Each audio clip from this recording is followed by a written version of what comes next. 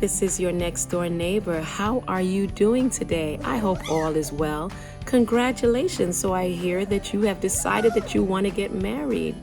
Well, that's very good, and I'm happy for you. I just want you to know that marriage is an institution that was created by God. Actually, the first relationship was where Adam was sleeping and he ended up with a wife.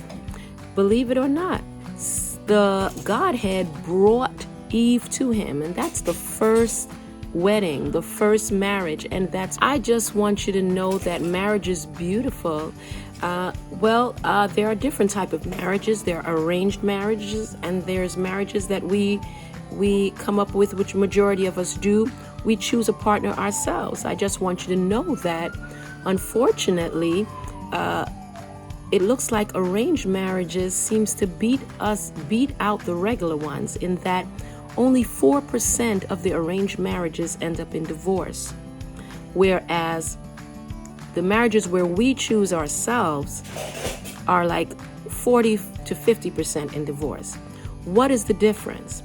Well, sometimes it may be because when we move forward in our marriage, we're going with this eye instead of this eye.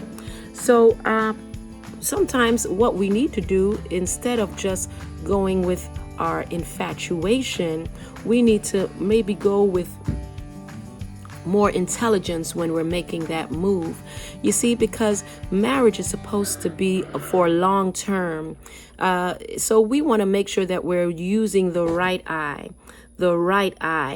in order to move forward. So what I've given you today, I just have 11 items that I would like you to look at, that you probably already did look at, but to consider prior to going down the aisle, because we want you to walk down the aisle and not turn around running back. All right, so let's go forward. So again, I have 11 things that you should consider prior to walking down that aisle. Now, the first thing, this is a freebie, this is not a part of it.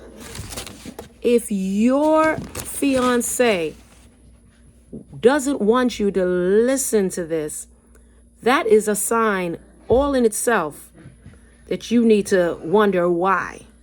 Okay? So that's something you need to consider. Okay? Before I move forward, I just want you to know that I do not have a doctorate. I am not a marriage counselor. I have come from the school of hard knocks. I've been through it. Okay. And then additionally, not only have I been through it, I have the word of God. The word of God was there from the beginning and created the first marriage, and so I believe we can trust it, and it's a very reliable book with regards to relationships. So that is what my source will be as we proceed. Okay, so again, I'm giving you 11 things you should look out for prior to walking down the aisle. Now, I'm not trying to stop you. I want you to go, but again, with both eyes open. Both eyes, okay? So the first thing, and by the way, this is not in any particular order, and these are not the only things you should look for, but these are the things that have come to me, that the Spirit gave to me, that I want to share with you. Hopefully, it will encourage someone and open someone's eyes as they proceed. Okay, the first thing you want to find out is what their world view is. How do they feel about God? Are they atheists? Do they believe in God? Those are two very conflicting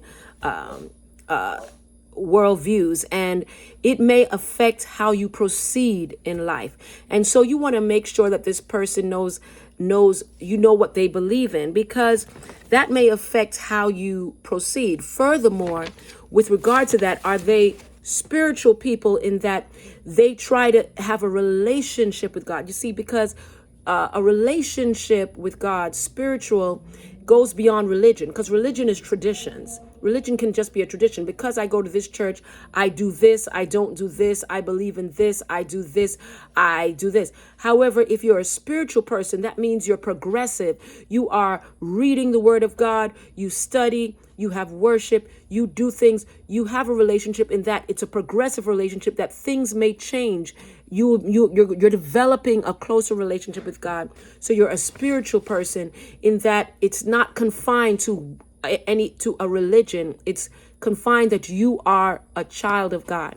So you want to know what this person is, because there's some people that they go to church and that's enough. They don't have time for worship. They don't have time for that. They go to church, but the church is not in them. Okay? So that's something you need to consider prior to moving forward. And these three first items that we're going to bring up has to do with be not unequally yoked with unbelievers. And it's more than just believing. It has to do with culture. It has to do a lot of things. So these are the first three. So the first one is, what is their worldview? What do they believe? The